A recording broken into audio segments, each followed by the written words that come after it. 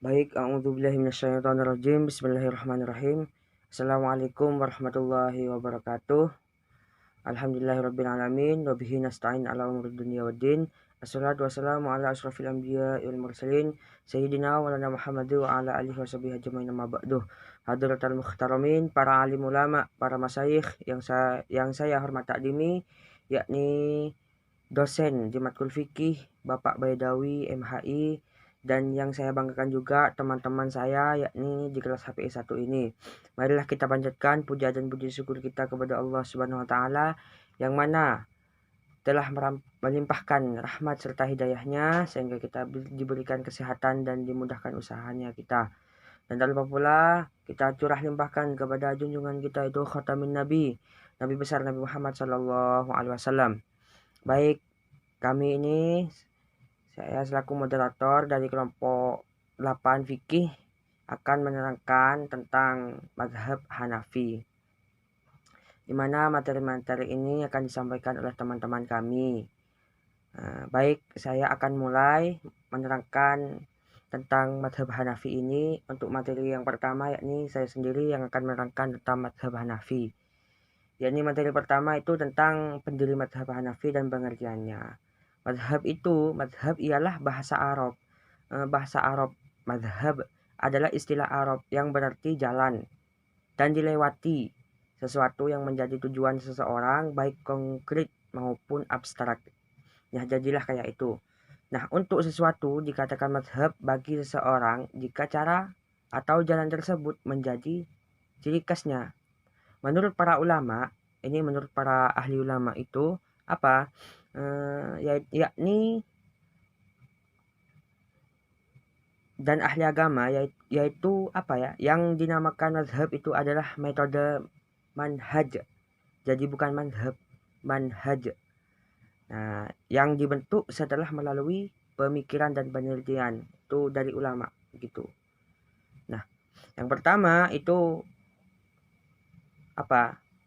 Tentang kelahiran Imam Abu Hanifah. Yakni kelahiran Abu Hanifah ini, nama lengkap beliau bukan Abu Hanifah. Abu Hanifah itu cuman julukan itu. Nama lengkap beliau ialah Imam Abu Hanifah. Nama lengkap Imam Abu Hanifah ini apa? Abu Hanifah itu cuma julukan, tapi nama lengkapnya ialah Nu'man bin Sabit bin Zauta bin Ma'ah. Jadi ini nama lengkapnya. Nama lengkap Abu Hanifah. Beliau berasal dari keturunan bangsa Persia.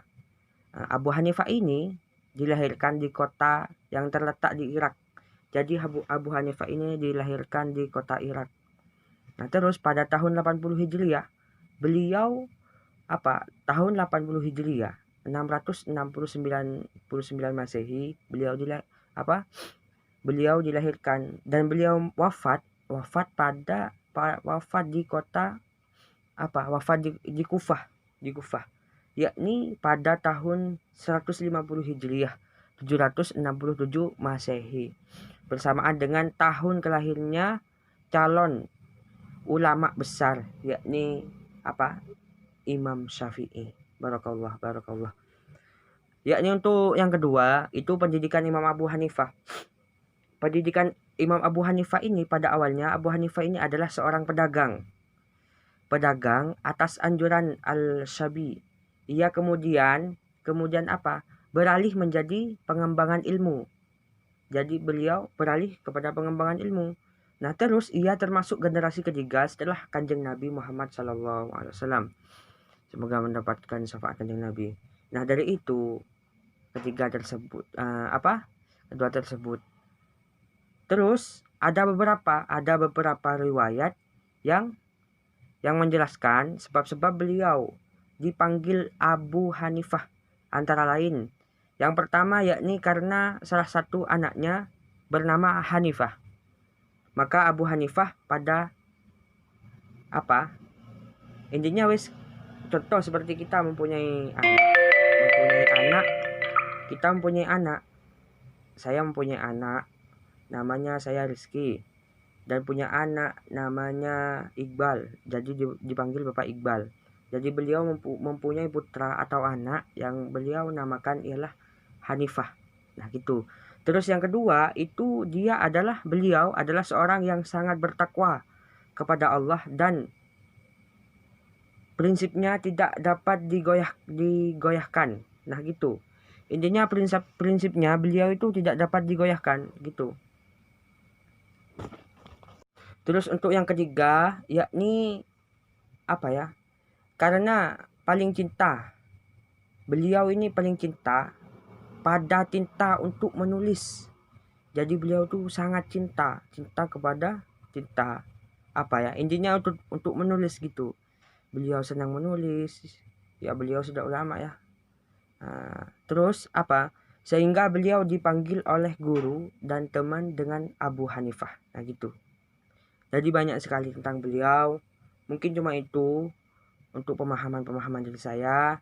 Untuk kalian bisa baca di PPT kami, terus bisa baca di makalah kami untuk keterangan-keterangan. Jadi mungkin itu materi dari saya. Banyak sekali tentang materi beliau, cuman pemahaman dari saya hanya itu. Untuk materi selanjutnya yakni akan disampaikan oleh Yasin, yakni tentang ciri khas mazhab Hanafi. Waktu dan tempat saya persilahkan. Baik, Assalamualaikum warahmatullahi wabarakatuh. Nama saya Muhammad Yasin dari kelompok 8. Kemudian selanjutnya ciri khas mazhab Hanafi. Yang pertama, tidak memasukkan maqasid syariah sebagai bagian dari teori usul. Kalau kita cermati susunan usul fikih mazhab Hanafi sepertinya tidak memasukkan maqasid syariah sebagai bagian dari teori usul yang merupakan metode istinbat hukum. Mereka justru memasukkan pembahasan tentang mencari ilat hukum yang merupakan pokok dari fikih maqasid justru di dalam fikih dan juz'iyatnya. Inilah uniknya dari mazhab ini. Mungkin karena faktor ini kemudian mazhab Hanafi dikenal sebagai tokoh ahli ra'yi. Di saat beliau tidak menemukan dalil nas untuk menggali sebuah hukum, beliau baru menggali berdasarkan hasil ra'yunya atau pemikiran rasionalnya.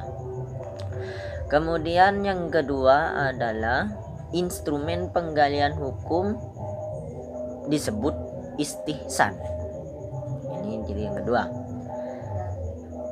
Menurutnya merupakan upaya beralih dari penggunaan dalil qiyas jali ke qiyas khafi, atau dari penggunaan suatu qiyas yang kepada qiyas yang lebih kuat daripadanya. Adanya istihsan sebagai salah satu dalil hukum tidak lepas dari proses sejarah yang melingkupi. Umumnya para penggali hukum mencari hukum adalah bersumber dari Al-Quran dan As-Sunnah terlebih dahulu. Apabila di dalam keduanya tidak dijumpai adanya dalil hukum, maka barulah kemudian para pengkaji hukum menggunakan instrumen qiyas. Di saat qiyas pun tidak bisa dilakukan, maka barulah kemudian para pengkaji menggunakan istihsan sebagai salah satu hukum. Maksudnya sebagai salah satu dalil hukum. Kemudian nalar fikihnya dikenal sebagai nalar burhani. Nalar burhani di sini lahir tidak lepas dari aspek kondisi masyarakat melingkupinya meliputi kondisi sosial, kultural, sosial historis, dan juga letak geografis. Sebagaimana disampaikan sebelumnya bahwa kota Kufah, tempat Imam Abu Hanifah melakukan ijtihad, saat itu merupakan pusat peradaban, sehingga banyak orang berlalu lalang masuk ke wilayah tersebut. Efeknya, budaya masyarakat menjadi banyak terpengaruh. Budaya ini yang pada akhirnya mempengaruhi konsep istinbat beliau. Inilah penjelasan dari saya, mungkin salah, mohon maaf. Bila hilaf, mohon ampun manakala kurang antun. Kalam, assalamualaikum warahmatullahi wabarakatuh. Terima kasih kepada saudara Yasin, semoga menambahkan manfaat dan barokah bagi kita. Untuk materi selanjutnya yakni tentang penyebaran pengikut mazhab Hanafi yang akan diterangkan oleh Siddiq. Kepada saudara Siddiq, saya persilahkan. Assalamualaikum warahmatullahi wabarakatuh. Perkenalkan, nama saya Mustaqim Siddiq dari kelompok 8.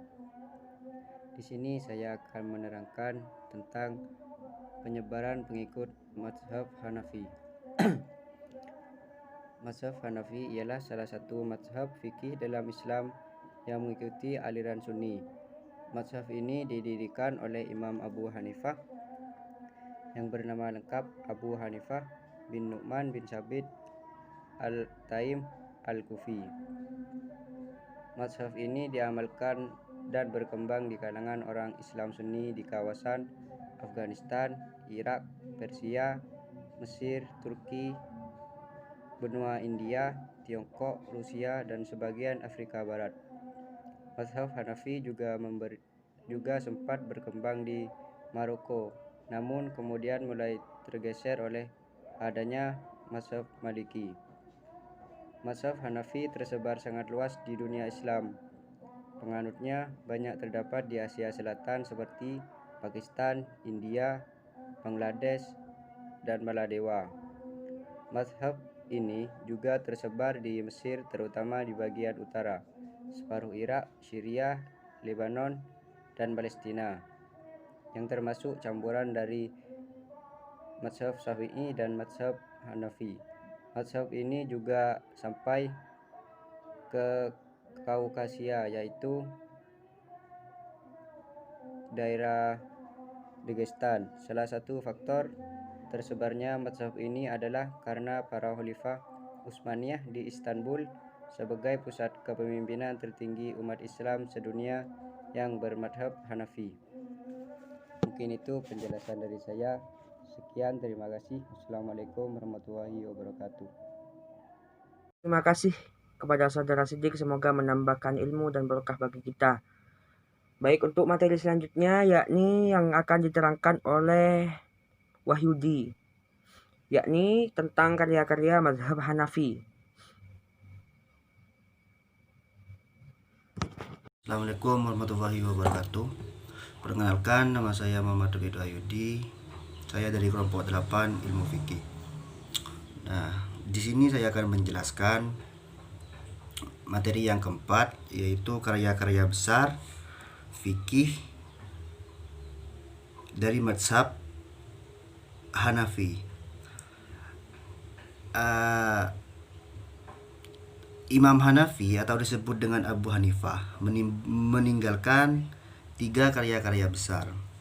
Nah, yang pertama ialah Fikih Akbar, dan selanjutnya Al-A'lim wa Al-Muta'allim dan Musnad Fikih Akbar. Sebuah majalah ringkasan yang sangat terkenal. Di samping itu, Abu Hanifah membentuk badan yang terdiri dari tokoh-tokoh cendekiawan dan menetapkan ajaran Islam dalam bentuk tulisan dan mengalihkan syariat-syariat Islam ke dalam undang-undang.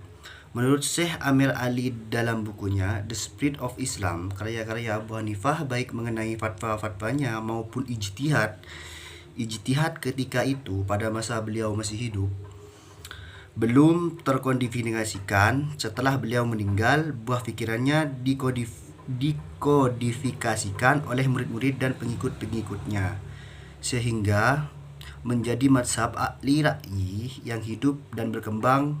Madrasah ini kemudian dikenal dengan beberapa nama, yaitu Madrasah Hanafi dan Madrasah Ahli Ra'yi. Di samping namanya, menurut versi sejarah hukum Islam sebagai Madrasah Kufah. Kembali lagi kepada topik awal, yaitu karya-karya Abu Hanafi, yaitu yang telah disebutkan sebagaimana yang pertama Fiqih Akbar, Al-A'lim wa Muta'alim, dan Musnad Fiqih Akbar. Mungkin itu saja dari saya, kurang lebihnya mohon maaf. Assalamualaikum warahmatullahi wabarakatuh. Baik, terima kasih kepada Saudara Wahyudi. Semoga menambahkan manfaat dan penambahan ilmu bagi kita dan pengetahuan bagi kita semua. Mungkin itu yang bisa kami sampaikan dan terangkan materi-materi tentang mazhab Hanafi. Kalau ada kesalahan dan kekurangan dari kami, mohon maaf sebesar-besarnya. Jika ada kekurangan kata, kekurangan materi, kekurangan pemahaman dan semuanya, jadi dari kami semua selaku kelompok 8 Matkul Fikih, mohon maaf sebesar-besarnya. Kalian bisa pelajari sendiri untuk tentang mazhab Hanafi banyak, tapi dari kami hanya itu. Semoga meskipun hanya itu menambahkan manfaat dan barokah bagi kita untuk mencari ilmu ini, barokah di dunia dan barokah di akhirat nanti. Mungkin hanya itu yang bisa saya sampaikan. Saya selaku moderator mohon maaf sebesar-besarnya. Wallahul muwaffiq ila aqwamit thoriq. Wassalamualaikum warahmatullahi wabarakatuh.